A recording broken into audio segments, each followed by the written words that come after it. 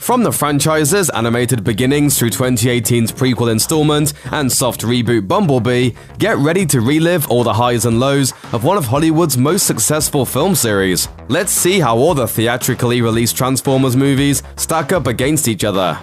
Transformers: The Last Knight is a troubling movie. Sure, there are scattered flashes of brilliance, like the scene when Megatron negotiates the release of his crewmates, which does a great job of showing the unique personalities of the characters. It also has a cohesive tone that cleverly leans on the humorous absurdity of transforming robots interacting with humans, and features some really striking dynamic camera shots that make every moment visually engaging. However, the film's good scenes are vastly outnumbered by bad ones, thanks to its bizarre storyline, which entangles the history of the Transformers with the Knights of the Round Table. The central cog of the plot doesn't make a lick of sense and retroactively undoes things we've seen in the previous 4 movies, showing the writers couldn't care less about the series' story up to this point. And those aren't the only quality control issues in the film. There are actual shots that made it into the final cut that have cameramen in them. The aspect ratio constantly changes because no one bothered to consider that a constantly changing border might be distracting to viewers. Some central characters are completely useless, and major plot points are consistently underdeveloped and lazily executed, like Bumblebee's and Optimus's climactic face-off. In short, most of The Last Knight represents a sloppily produced missed opportunity.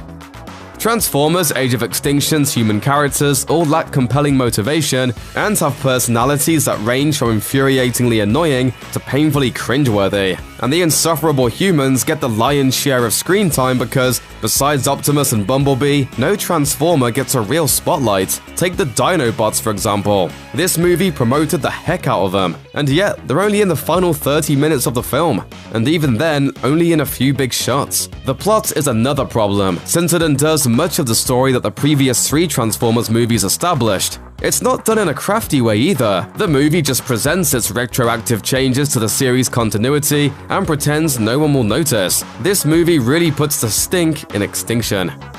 Transformers: Revenge of the Fallen is a tricky one. Although critics absolutely blasted it, fans remain divided. On one hand, it has the allure of Megan Fox's Michaela Baines and goofball charm of Shia LaBeouf's Sam Witwicky. It also features a lot of top-tier CGI action and epic fights, such as the forest battle when Optimus Prime dies defending against multiple Decepticons. Plus, as is guaranteed with any Michael Bay film, the cinematography is as stylish and stereotypically Hollywood as it gets. For fans of pretty actors, likable enough characters, gorgeous cinematography, and mind-numbingly bombastic action, there's a lot to love in Revenge of the Fallen. However, this movie is also loaded with a lot of not-so-great elements. The plot contradicts itself constantly. Some of the characters, both human and robot, are pretty obnoxious. There's a lot of crude and unnecessary humor, and the tone oscillates between serious action drama and a juvenile comedy too clumsily for anything to be taken seriously or humorously.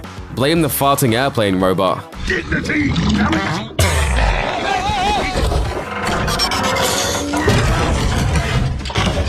With that in mind, if you want some incredible CGI action featuring transforming robots, both of the farting and non-farting variety, Revenge of the Fallen can still be a fun time. Though it fails to hold up by today's standards for animated sci-fi flicks, when observed as a relic of 1986 and an ode to the Transformers toys, Transformers the movie does a solid job. Beyond its fan-pleasing, ultra-expansive cast of transforming robots, it has other merits, such as its plot. This movie's story goes to some very Game of Thrones-like places in the way that's wholly befitting of the Transformers' perpetual civil war. Though some might find it to be a bit dark, a lot of fans really love that this is the one Transformers movie that dared to take risks with its plot beats, putting beloved Transformers' lives on the line to keep stakes high and maintain the realism of war. For all these pros, there's no getting around the fact that the movie has issues. Its animation quality is often weak, the soundtrack is infused with too much cheesy rock for its own good, and the plot fails to articulate certain points in smart, digestible ways. Still, the movie is a solid 86 Transformers time capsule. It's got a great voice cast, cool robots, it explores surprisingly risky themes. Overall, it sports many or most of the key ingredients that helped get the Transformers franchise where it is today. Transformers: Dark of the Moon marked the first time the franchise really dug deep into historical revisionism for plot points, and it remains the only time it's panned out well. The plot uses moon landing conspiracy theories to its advantage and weaves them into Transformers lore in a way that's both smart and compelling, giving characters from the previous two movies new information that organically feeds into new missions and character arcs. Plus, the finale is basically just 1 hour of breathtaking, uninterrupted robot carnage. For those who only care about seeing Optimus fly a jetpack, swing a sword, and stab robots left and right.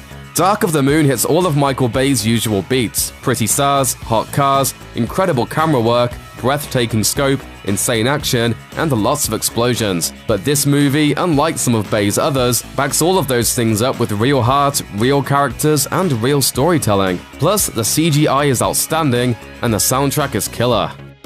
Many casual moviegoers and film critics would agree that Michael Bay's first foray into the Transformers universe remains his best. 2007's Transformers is a narratively tight movie that keeps its action, plot, and characters all firmly planted within our reality, though it also leans heavily on the humorous nature of its central sci-fi premise. In this sense, it's almost a Marvel movie. Fun, minimal on melodrama, loaded with quirky, likable characters that operate within a believable yet fantastical universe, and inoffensive. Well, relatively inoffensive.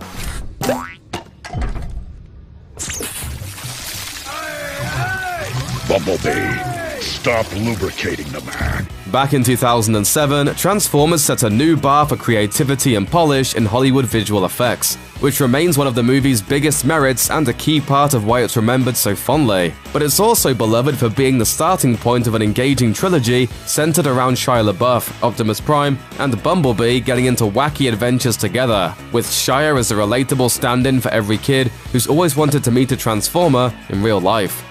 For many people, Bumblebee is likely to be the most pleasing Transformers movie to date. Though the Michael Bay movies attempted to make everything as cool as possible, Bumblebee takes a step back and focuses almost exclusively on injecting relatable emotion into the performance and arc of its titular robot and lead cast. Spectacle is secondary in Bumblebee, and though that's going to require a substantial gear shift for fans of the previous films to fully appreciate, it's an interesting breath of fresh air for the franchise.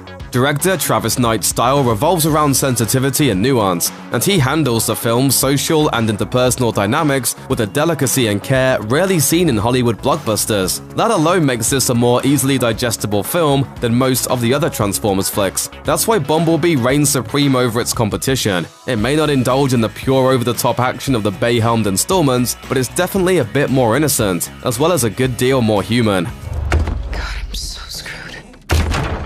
And for a viewing audience that's entirely human, it turns out those qualities really matter.